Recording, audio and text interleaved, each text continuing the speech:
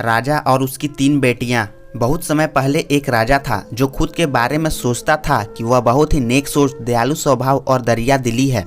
उसे लगता था कि वह स्थितियों को सही से समझने, हर बात पर न्याय करने और हर विषय में उचित विचार रखने वाला व्यक्ति है। राजा की 3 बेटियां थी। एक दिन उसने अपनी तीनों बेटियों को बुलाकर कहा, मेरे पास जो भी है वो सब तुम्हारा है। तुम तीनों को मुझसे ही जीवन मिला है। मेरे इच्छा अनुसार ही तुम तीनों का भूत, वर्तमान और भविष्य बना हुआ है, जो आगे भी ऐसे ही बना रहेगा। मैं ही तुम तीनों का भाग्य बनाता हूँ।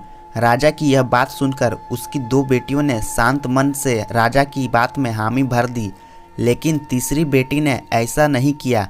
उसने कहा, नहीं, मुझे तो नहीं लगता कि आपके हाथों में मेरा भाग्य है। राजा यह सुनते ही गुस्से में आ गया। उसने अपनी तीसरी बेटी की कही बातों को एक चुनौती के रूप में स्वीकार किया। उसने खुद को अपनी तीसरी बेटी के सामने सही साबित करने की ठान ली और उसे जेल में बंदी बना दिया। इस वजह से राजा की तीसरी बेटी कई सालों तक जेल में ही बंद रही। राजा और उसकी बाकी बेटियां राजस्वी जीवन जीते रहे। राजा मन ही मन सोचता है कि यह मेरा ही हुक्म है जो मेरी जिद्दी बेटी जेल में कैद है। लोगों को भी यही लग रहा होगा कि राजा का ही हुक्म है जो उसकी बेटी को ऐसा भाग्य मिला। उसकी प्रजा के लोग भी यही सोचते थे। उन्हें लगता था कि राजा की तीसरी बेटी ने जरूर कोई गलत कार्य किया होगा, तभी उसे जेल में कैद रखा गया है, वरना कोई भी पिता अपनी बेटी के साथ ऐसा भला क्यों ही करेगा। राजा कभी कभी जेल में कैद अपनी तीसरी बेटी से मिलने के लिए जाता था। उसकी बेटी बहुत कमजोर हो गई थी, लेकिन अभी भी उसके विचार में कोई बदलाव नहीं आया था। मगर राजा अपनी कमजोर होती बेटी की हालत और नहीं देख पा रहा था। एक दिन उसने अपनी तीसरी बेटी से कहा, इस तरह से तुम्हारा जिद करना मुझे बहुत गुस्सा दिलाता है। अगर तुम इसी तरह मेरी आंखों के सामने रही तो गुस्से से मैं न जाने क्या कर बैठूंगा। मैं तुम्हें मौत की सजा भी दे सकता है, लेकिन मैं एक अच्छे दिल का हूँ, इसीलिए मैंने सोचा कि तुम अब मेरे राज्य के पास के ही एक जंगल वाली जमीन पर जानवरों के साथ रहोगी। राजा ने आगे कहा, उस जंगल में सिर्फ उन्हीं लोगों को रखा जाता है जो मेरे आदेश का पालन नहीं करते। तुमने भी अपनी जिद की वजह से मेरी बात नहीं मानी, इसीलिए तुम भी अब वहाँ मौजूद लोगों के साथ अपना पूरा जीवन काटोगी। इसके बाद तीसरी बेटी को उस जंगल की जमीन पर रहने के लिए भेज दिया गया। वहाँ वह फल और सब्जियां खाने और एक गुफा में रहने लगी। उसके पास पीने के लिए झरने का पानी और ठंड से बचने के लिए सिर्फ सूरज की धूप का ही सहारा था। वहाँ की खुली हवा में रहते हुए और फल फूल खाते खाते वो जल्द ही पूरी तरह से स्वस्थ हो गई। उसने वहाँ पर खेती करना भी शुरू कर दिया। गुफा को उसने अपने घर की तरह सजा लिया था और खुशी खुशी वहीं रहती थी।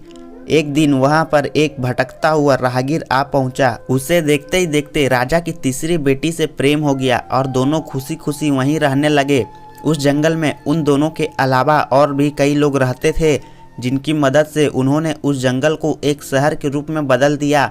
कुछ ही सालों में राजा की तीसरी बेटी और वो राहगीर उस शहर के राजा रानी बन गए। अब उनके शहर की चर्चा दूर दूर तक होने लगी। जैसे ही इसकी जानकारी राजा को मिली, वह जंगल में सब कुछ देखने के लिए पहुंच गया। जब उसने वहां की राजगद्दी पर अपनी बेटी को बैठे देखा और उसके साथ एक खूबसूरत युवक को, तो उसके होश उड़ गए। राजा की बेटी ने अपने महल में अपने पिता का पूरे सम्मान के साथ स्वागत किया। उसने अपने पिता से उसके बुरे बर्ताव व फैसले के लिए भी कुछ नहीं कहा। जैसे ही राजा वहां बैठा तो उसे एक आवाज़ सुनाई देने लगी जो कह रही थी कि हर इंसान स्वयं ही अपना भाग्य बनाता है, कोई अन्य इंसान किसी और का भाग्य नहीं बना सकता। इसके बाद राजा को स्वयं ही अपनी गलती पर पछतावा होने लगा और उसने अपनी सभी बेटियों को अपने भाग्य से आज़ाद कर दिया।